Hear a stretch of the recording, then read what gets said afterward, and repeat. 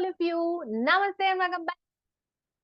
सारे के सारे लोग और कैसी चल रही है सबकी तैयारी। आई होप मेरे जून 24 के सीए फाउंडेशन के सारे बच्चों की तैयारी इस सीरीज के साथ चकाचक चल रही होगी। और इस सीरीज का आज चौथा वीडियो आपके सामने आ रहा है। बच्चों, मेरा main reason in important sections of case law को ऐसे छोटे छोटे पार्ट्स में करके लाने का क्या था, ये मैंने आपको पहले ही वीडियो में बताया था। एंड आई होप मेरा वो रीजन और आपकी तैयारी बिल्कुल मैच कर रही होगी। और अभी तक इंडियन कॉन्ट्रैक्ट एक्ट और the sale of goods act के जितने सेक्शंस इंक्लूडिंग एलएलपी के मैं आपको बता चुकी हूँ, वो आपने बहुत अच्छे से कर भी लिए होंगे।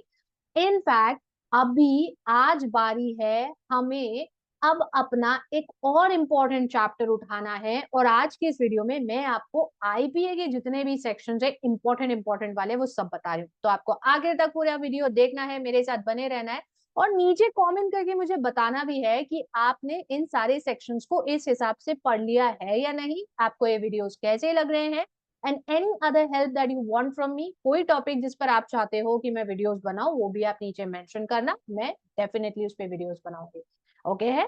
तो चलो, परीक्षा नजदीक है इसीलिए ज्यादा समय नहीं खराब करते हैं। द इंडियन पार्टनरशिप एक्ट 1932 के इंपॉर्टेंट सेक्शन आज के अगले 10 सेक्शंस की कैटेगरी में मैं आपको बताऊंगी। ठीक है बच्चों? इंडियन पार्टनरशिप एक्ट 1932 जिसमें कि 3 यूनिट्स आते हैं। सबसे पहले इंपॉर्टेंट सेक्शन की शुरुआत होती है बच्चों सेक्शन नंबर 5 और 6 के साथ। ये यूनिट 1 में मिलता है आपको।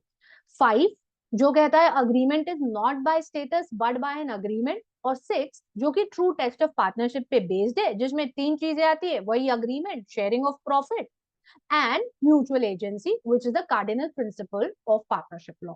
ठीक है? तो इन पे डायरेक्ट थ्योरी क्वेश्चन आने का चांस ज्यादा होता है। और 5 और 6 आपका पहला सेक्शन होता है जो आपको याद। अब जब आगे बढ़ते हैं यूनिट नंबर 2 में अब काफी सारे सेक्शंस आते हैं जिनकी बच्चों शुरुआत होती है सेक्शन नंबर 10 के साथ। सेक्शन नंबर 10 जो आपसे कहता है that in case a fraud has been done by a partner in the conduct of the business, तो उसके कारण हुए फर्म को जो भी लॉस या इंजुरी है उसे इंडेमनीफाई करना पड़ेगा। Section number 10, indemnification for the loss caused to the firm by the fraud of the partner. ये बहुत इंपॉर्टेंट है, आपको अच्छे से ध्यान रखना है। केस स्टडी बनती है सीधे अब इन सारे सेक्शन पे। ठीक इसके नीचे आगे बढ़ते हो तो सेक्शन नंबर 11 जो आपसे कहता है कि पार्टनर्स के जो भी बिजनेस एक्टिविटीज वो कर रहे हैं वो कॉन्ट्रैक्ट में हम डिफाइन करते हैं। लेकिन इसका इंपॉर्टेंट पार्ट जो बच्चों है ना, वो इसका सबसेक्शन 2। 11 का सबसेक्शन 2 कहता है not withstanding anything contained in section 27 of the Indian contract act 1872 जो एक्चुअली रिस्ट्रेन ऑन ट्रेड है। और कहता है भाई भाड़ में जाए जो भी लिखा हो सेक्शन नंबर 27 ऑफ आईसीए में। नॉट विथ स्टैंडिंग को ऐसे ही पढ़ा था ना अपन ने क्लासेस में। Not with standing means irrespective, और सीधी हिंदी में बोले तो भाड़ में जाए यार जो भी लिखा हो सेक्शन 27 में। पार्टनर्स का contract may impose a restriction on the partners to carry no other business than that of partnership while being a partner in the firm। और ये 11 के सबसेक्शन 2 में है। So partners may by their contract put up a restriction on each others that while being a partner in the firm they may not carry any other business than that of the firm। ये possible है और ये आपका तीसरा important section है जो ध्यान रखो। ठीक है ना? नोट डाउन कर रहे हो ना? पेन पेंसिल लेके ही बैठे हो ना? साथ साथ में रिकॉल कर लोगे और अच्छा है। फिर आगे बढ़ते हैं और अब जो अगला सेक्शन आता है बच्चों वो है 16। याद आ गया? याद आ गया तो बहुत बढ़िया यार। जिसको भी याद आ गया हो ना, जैसे मैंने 16 बोला, मेरी तरफ से भाई 3 टैप ऑन योर शोल्डर जरूर करने का। ठीक है?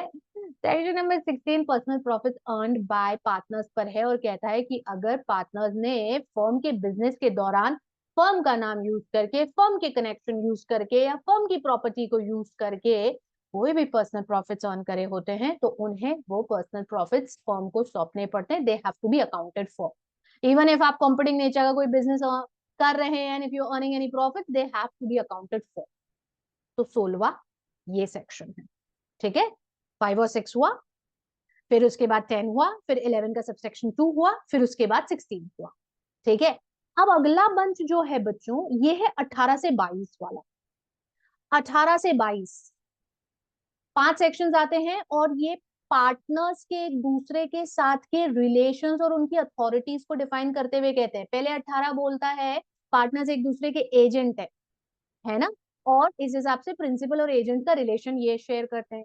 एक जो करेगा बाकी सब उससे बाउंड है, बाकी जो करेंगे पहला उससे बाउंड है।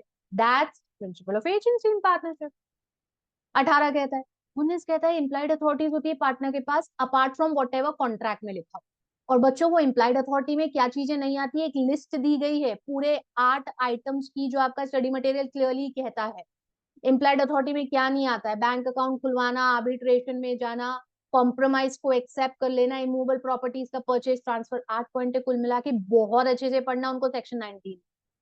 ठीक है, तो इम्प्लाइड अथॉरिटी 19 में, और क्या उसमें नहीं आता है वो भी वही दिया उसके एक्सेप्शन। इनको एक्सटेंड रिस्ट्रिक्ट कर सकते हैं, सेक्शन 20 कहता है, राइट है। और 21 इमरजेंसी पर बेस्ड अधिकार है, सेक्शन नंबर 21, जिसमें लिखा है कि इमरजेंसी के केस में जो एक मैन ऑफ ऑर्डिनरी प्रूडेंस करेगा वो पार्टनर कर सकता है, भले अथॉरिटी में नहीं हो और फॉर्म बाउंड है। इस पर बेस्ड एक क्वेश्चन भी एमटीपी में इस बार का।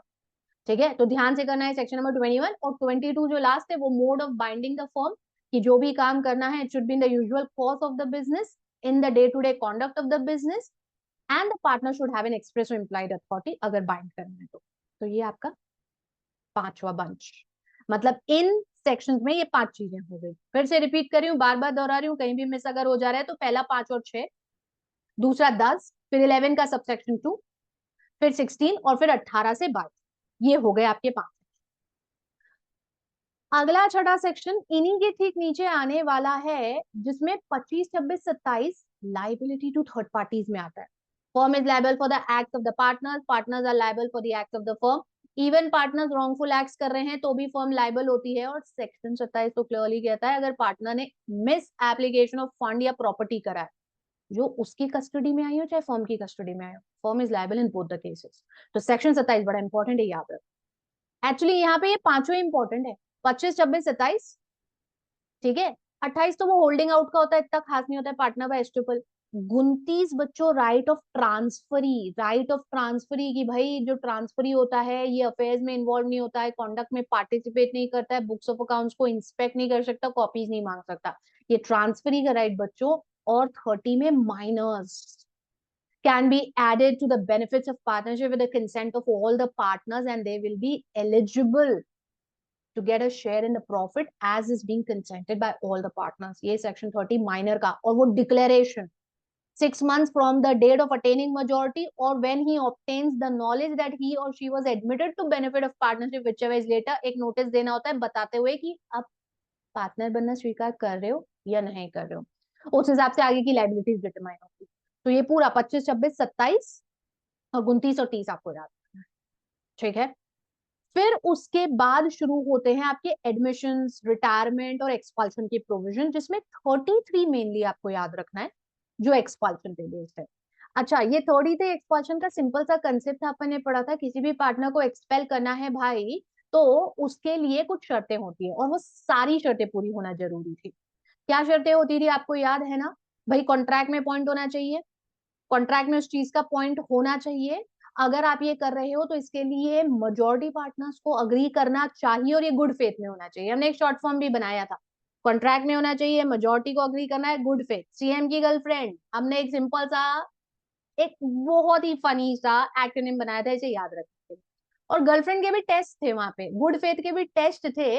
इंटरेस्ट होना चाहिए, यानी इंटरेस्ट ऑफ द फर्म में होना चाहिए अगर हटा रहे हैं तो, गुड फेथ का ट्रू टेस्ट है ना, जिसको हटा रहे हो उसको नोटिस देना पड़ेगा और अपॉर्चुनिटी ऑफ बीइंग हर्ट भी देनी पड़ेगी। तो ये सारे पॉइंट जो एक्सपल्शन के सेक्शन 33 के इंपॉर्टेंट है, आपको ध्यान रखना है, इस पे क्वेश्चन आते हैं। ठीक है, एक्सपल्शन। अब इसके बाद इफ यू रिमेम्बर एक बहुत छोटू सा सेक्शन आता है जहां इंसेनिटी डेथ खत्म होती है, और वो होता है आपका सेक्शन नंबर 37, जो पार्टनर के राइट्स इन सब्सीक्वेंट प्रॉफिट पे बेस्ड है, कि सर्टेन कंडीशंस में पार्टनर्स के हटने के बाद भी उन्हें सब्सीक्वेंट प्रॉफिट मिल सकते हैं, वो 37 में है, वो पढ़ लीजिएगा। ठीक है, अब इसके बाद आगे 38, अरे भाई इसके ऊपर तो सवाल भी आया है, रिवोकेशन ऑफ कंटिन्यूइंग गारंटी पर एमटीपी में, अब भी एमटीपी में सवाल भी आया है सेक्शन नंबर 38, कि अगर फर्म में चेंज आता है तो जितनी भी एग्जिस्टिंग गारंटीज होती हैं, कंटिन्यूइंग गारंटीज होती है, until unless a contract is there to the contrary, सब रिवोक मान ली जाती है। तो 38 आपको ध्यान रखना है, ठीक है ना, समझ रहे हैं इतना। फिर उसके बाद बस अब ऑलमोस्ट कंक्लूजन की तरफ बढ़ते हुए, क्योंकि यूनिट नंबर 3 आ जाता है जो रजिस्ट्रेशन और डिसोल्यूशन पे बेस्ड है। यहाँ पर पहले तो 41 और 44, 41 का डिसोल्यूशन बिना कोर्ट के ऑर्डर के compulsory when all or all except one partner have been declared as insolvent, और या फिर फॉर्म का बिजनेस अनलॉफुल हो जाए या पार्टनर्स के लिए पार्टनरशिप चलाना अनलॉफुल हो जाए, तो कंपलसरी डिसोल्यूशन होता है। इसी के साथ वैसे 42 में वो कॉन्टिजेंसी पे बेस्ड वाली चीजें भी आती है कि कॉन्टिजेंसी हो गई तो भी फर्म जो है वो डिसॉल्व हो जाएगी बिना कोर्ट के ऑर्डर। बट 44 में कोर्ट के ऑर्डर पे डिसोल्यूशन इंपॉर्टेंट है, पार्टनर्स इंसेन हो जाए, मिसकॉन्डक्ट हो रहा है, ऐसे करीबन 7-8 पॉइंट वहां पर दिए गए हैं। Just an equitable last point है, ये आप जरूर याद रखना, 44 कोर्ट के इन्वॉल्वमेंट पे dissolution. And last, consequences of non registration, section number 69। Exactly, उधर आप बैठे बैठे बोलिए, बड़ा मजा आया, tap your shoulder. Section number 69, consequences of non registration, कि भाई कोई सिविल सूट फाइल नहीं कर सकते हैं, पार्टनर्स एक दूसरे के प्रति नहीं कर सकते, फर्म के प्रति नहीं कर सकते, 100 रुपए से ज्यादा के ड्यूज पे सेट ऑफ का कोई बेनिफिट नहीं मिलेगा, और थर्ड पार्टीज हमेशा आप पे सूट फाइल कर सकते हैं, तो रजिस्ट्रेशन नहीं कराने के कंसिक्वेंसेस बुरे होते हैं। और ये सब आपके सारे के सारे 10 सेक्शन है जो आईपीए में, बंद ऑफ कोर्स आईपीए में आपको ध्यान रखना है। तो आज आपने इन सबको नोट डाउन कर लिया होगा बच्चों। अब हमने ऑलमोस्ट अपने सारे चैप्टर्स पढ़ लिए, हमने इंडियन कॉन्ट्रैक्ट एक्ट के सारे इंपॉर्टेंट सेक्शंस देख लिए, ठीक है, हमने सेल ऑफ गुड्स एक्ट के देख लिया, आज मैंने आपको पार्टनरशिप का भी बता दिया है, मैं लिमिटेड लायबिलिटी पार्टनरशिप का भी आपको एक वीडियो में बता चुकी हूँ।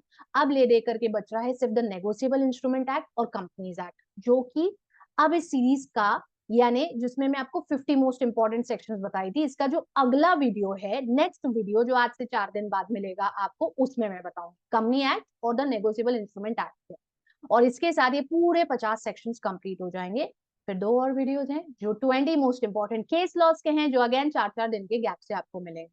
इसका इंटेंशन क्या था बता चुकी थी, साथ साथ में कवर कर लेना, नोबडी कैन स्टॉप यू, आपकी बार लॉ में 80 पार, राइट है ना।